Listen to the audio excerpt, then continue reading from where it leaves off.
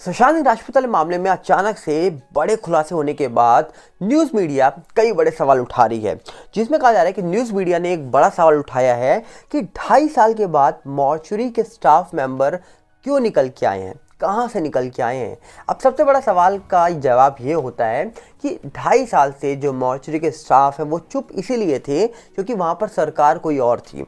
और जैसा दावा भी हाल ही में हो रहा है अलग अलग मीडिया के द्वारा, अलग अलग लोगों के द्वारा और ख़ास करके सुशांत सिंह राजपूत के पिता के सिंह जी के द्वारा कि इस मामले में पुरानी सरकार ही जब लिप्त होगी तो कैसे न्याय मिलेगा उनके बेटे को। और इसका जवाब यही होता है कि अगर 2.5 साल से वो चुप थे तो शायद इसलिए चुप थे कि सरकार बदलेगी और फिर वो आकर कुछ बड़े खुलासे करेंगे। और वो बड़ा खुलासा उन्होंने किया कि सुशांत की बॉडी पे निशान थे, सुशांत का पैर टूटा था और उन्होंने साफ साफ देखा तो ये मामला मर्डर का था।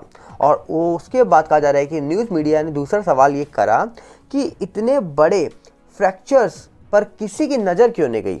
अब सवाल ये उठता है कि अगर पीएम रिपोर्ट पर साइन करने वाले 5 डॉक्टर ने साइन कर दिए और उनकी नज़र फ्रैक्चर पे नहीं गई हो, ऐसा हो ही नहीं सकता। जब इस पूरे मामले को शुरुआत से ही रफा दफा करने की कोशिश की गई थी तो क्या वहाँ पर काम करने वाले लोग किसी के इशारे पे काम नहीं कर रहे होंगे? क्या ऐसा आपको लगता है? मुझे तो नहीं लगता पर्सनली, पर हो सकता है कि मैं भी गलत हूँ। पर कहीं ना कहीं एज अ इंडिविजुअल और एज अ सिटीज़न मुझे फील होता है कि कहीं ना कहीं उस समय जो लोग काम कर रहे थे वो शायद किसी के इशारे पे काम कर रहे थे, इसीलिए किसी की नज़र नहीं गई होगी। वरना ऐसा हो ही नहीं सकता कि इतने एक्सपर्ट लोग हों जो पीएम करते हों, जो डॉक्टर्स हैं, वो इतने बड़े फ्रैक्चर्स को देखने के बाद, बॉडी पर निशान देखने के बाद ये बता ना पाए कि ये सिंपल केस है या फिर ये कुछ बड़ा केस है। तीसरा सवाल न्यूज़ मीडिया उठाती है, ये न्यूज़ मीडिया है TV9 नव भारत, जिन्होंने सवाल उठाया तीसरा, क्या पुलिस या सीबीआई को हत्या का शक हुआ? भाई साहब, इस पूरे मामले में शुरुआत में रफा दफा इस मामले को कौन कर रहा था? पुलिस जिस तरीके से जांच कर रही थी उसका जवाब तो अभी हाल ही में बिहार के जो एक्स डीजीपी रह चुके हैं गुप्तेश्वर पांडे जी, उन्होंने दे दिया कि पुलिस तो कॉपरेट कर ही नहीं रही थी। बिहार पुलिस को क्वारंटाइन कर दिया गया था जब हमारे आईपीएस गए थे वहाँ पर। तो इसका जवाब तो साफ साफ मिल गया कि पुलिस को अगर शक होगा भी तो फिर वो कैसे पकड़ेंगी, क्योंकि पुलिस भी किसी के अंडर पे काम करती है और वो होता है स्टेट का होम मिनिस्टर। होम मिनिस्टर भी किसी के अंडर पे काम करता है और वो होता है वहाँ का सीएम। और उस समय सीएम जो थे उन पे भी सवाल उठे थे। तो अब आगे बढ़ते हैं। यहाँ पे कहा जा रहा है कि इन्होंने न्यूज़ मीडिया वालों ने चौथा सवाल जो पूछा है वो पूछा है कि बताइए पोस्टमार्टम में शामिल हुए डॉक्टर क्यों चुप हैं। इसका जवाब भी यही है कि पोस्टमार्टम में जो शामिल थे डॉक्टर, अब यार वो कहीं के पीएम नहीं है, वो डॉक्टर्स हैं, वो ना सीएम हैं।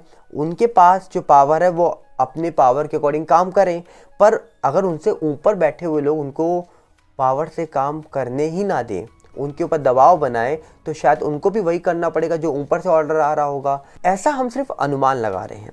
तो यहाँ पर चौथा आंसर हो सकता है कि डॉक्टर इसीलिए चुप हों क्योंकि किसी के कहने पर हो सकता है।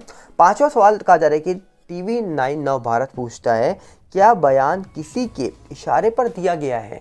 अगर बयान किसी के इशारे पर दिया गया होता तो सोचिए ये सरकार को बदनाम करने के लिए दिया जा रहा है। अगर ऐसा लग रहा है तो सरकार तो पहले ही बदल चुकी है। अब तो सरकार जब पलट चुकी है, जब सीएम ही बदल चुके हैं, तो फिर बयान किसी के इशारों पे क्यों दिया जाएगा?